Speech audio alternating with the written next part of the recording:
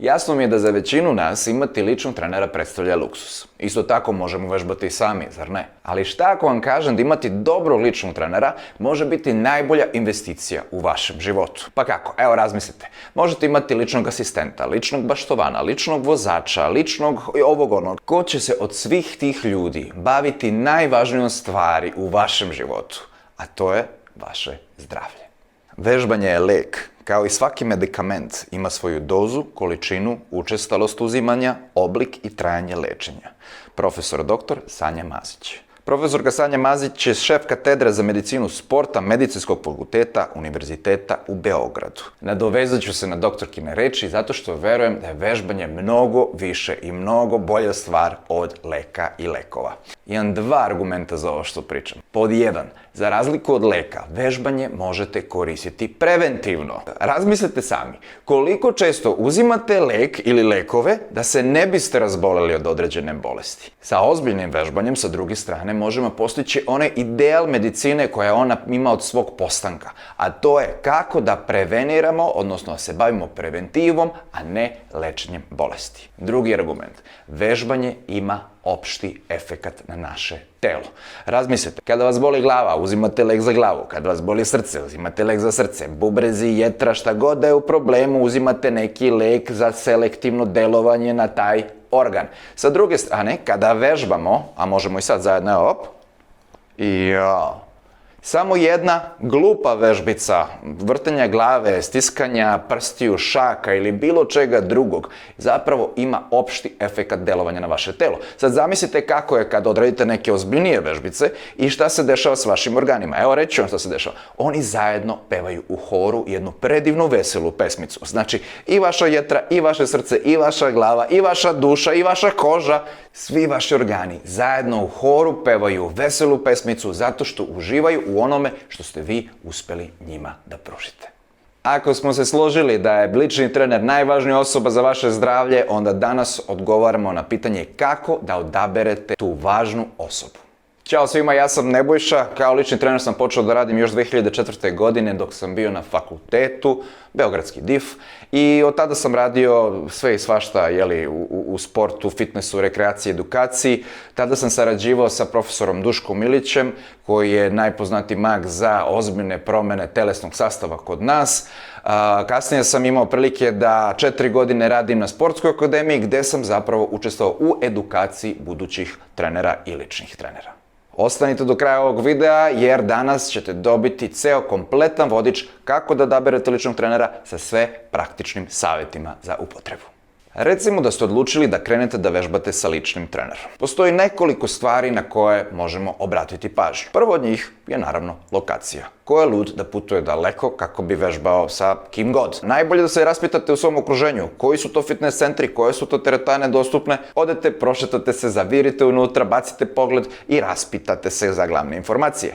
Ono što je dobra stvar, danas imate ove moderne trenere koji jednostavno rade u više različitih fitness centara sa kojima možete dogovoriti saradnju na lokaciji koja vama odgovara. Drugi kriterijum za odabir ličnog trenera je specijalnost, odnosno šta je vaš cilj. Ako vi znate šta biste htjeli da postignete sa ličnim trenerom i vašim vežbanjem, onda možete gledati po tome ko se od ljudi bavi time što vama treba.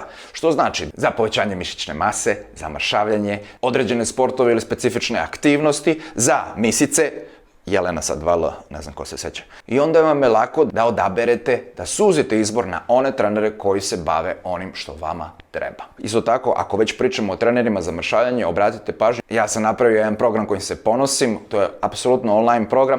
Ima i drugih kolega koji se time bave, neki rade preko Instagrama, neki rade preko svojih sajtova. Na vama je da odete malo na Google i da se raspitate. Treći razlog za odabir ličnog trenera bi bilo njegovo obrazovanje. Sad, mene bi bilo lako da pričam o tome kako je samo DIF vrh piramide što se edukacije kod nas tiče, ali zapravo ne verujem u to kada je ovakav jedan lični odnos treniranja u pitanju.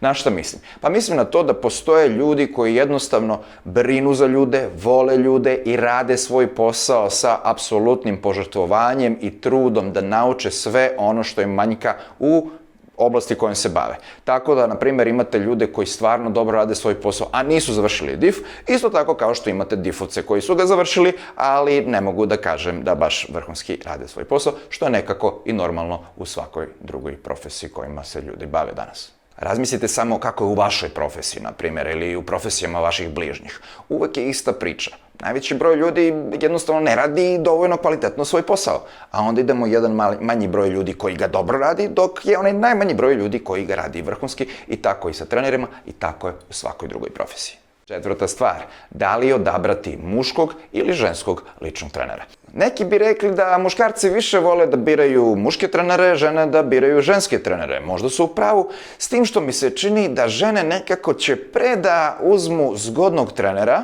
nego što će muškarac da uzme zgodnu ženu za trenera. Da li to pije vodu? Ukoliko imate vaše mišljenje koje se razlikuje od moga, slobodno mi napišite ispod u komentarima da li se slažete sa time da će žene pre zaposliti trenera suprotnog pola. Napravit ćemo dole anketu pa da vidimo šta kaže javnost. Ono što vam ja mogu reći je da se sve vrti oko razumevanja. Svaki odnos između ljudi se vrti na osnovama iskrenosti, razumevanja i poštovanja. I samim tim, ovaj faktor razumevanja koji je ovde u nekim specifičnim okolnostima izrazito bitan je onaj koji nam određuje to sa kime bismo da vežbamo. Tako da, obično žene, ako uzimaju žene za svoga trenera, rade to jednostavno jer će ih žena bolje razumeti kada su ženski problemi u pitanju, kada je psihologija, kada su emocije, kada su različite stanja u pitanju, a isto tako muškarci uzimaju muškog trenera sa kojim će bolje da se razumeju. Peti faktor bi bila neka prijemčivost. U smislu komunikacije. Znači, najlakša stvar je da vi lepo kontaktirate osobu koja bi, na primjer, bila potencijalni lični trener za vas. I da osjetite kakva je komunikacija sa tom osobom. Kako vam se javlja na telefon, da li ako ste ušli u teretanu, da li zna da kaže dobar dan, da li će vas saslušati, kakvu ćete energiju osjetiti kada pričate sa tom osobom. To su sve faktori koji opet zavise od vas. Jer, na primjer, ja se ne mogu svidjeti svima i niti pokušavam. Isto tako važi za vas. Vi znate da li volite trenera koji više priča, manje priča, izgleda ovako, izgleda onako, i samim tim dolazimo do sledeće stavke, a to je izgled trenera. Da li je izgled trenera zapravo bitan? E sad, to je velika polemika, da li postoje treneri koji ne obraćaju pažnju na svoj izgled ili obraćaju. Ja u šali mogu da kažem da sam najdeblji lični trener posle Milana Strongmana, koji za sebe kaže da je broj 1 u toj kategoriji. Da sam ja neki mršavko koji želi da napuca mišiće, sigurno bih otišao ili barem video da li moj trener je uspeo to da uradi, ok? Ne mora sad da bude mišićev lep zgodan sa prelepim zubima kao The Rock ili bilo ko sličan, ali hoću barem da vidim da ta osoba stvarno stoji iza onoga što priča i da je to uspela da uradi ranije. Isto tako, da sam gojazan i da želim da radim sa nekim ličnim trenerom, realno nikada ne bih izabrao osobu koja je ceo život bila mršava.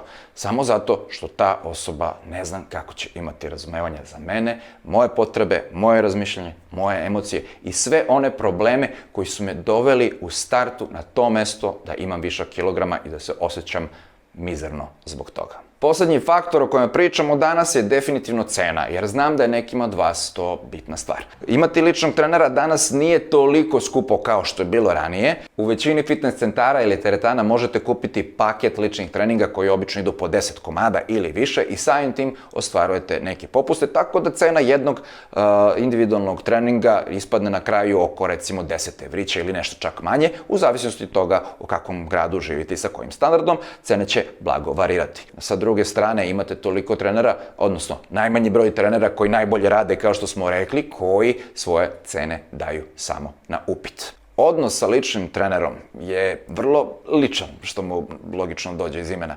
U smislu da vi želite da imate apsolutno poverenje prema toj osobi.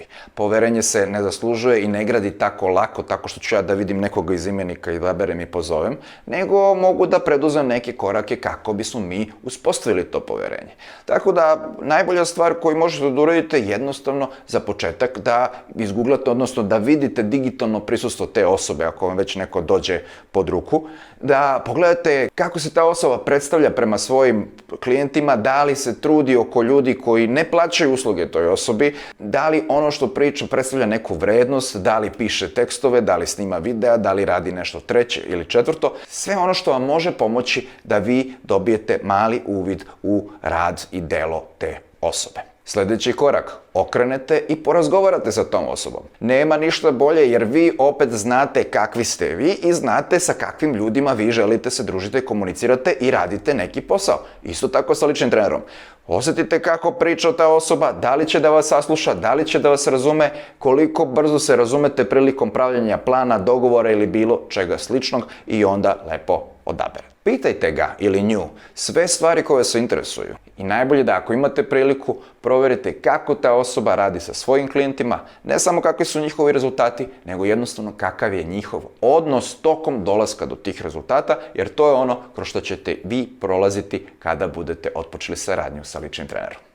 Tokom toliko godina rada u rekreaciji i sportu, stvarno sam se nagledao gomile gluposti koji određeni lični treneri rade sa svojim klijentima i cela ta tema bi bila dovoljna za jedan ceo sljedeći video, ali ono što mogu da vam kažem jeste jedna stvar koja me nekako zapala za oko, a to je kad vam neko garantuje rezultate.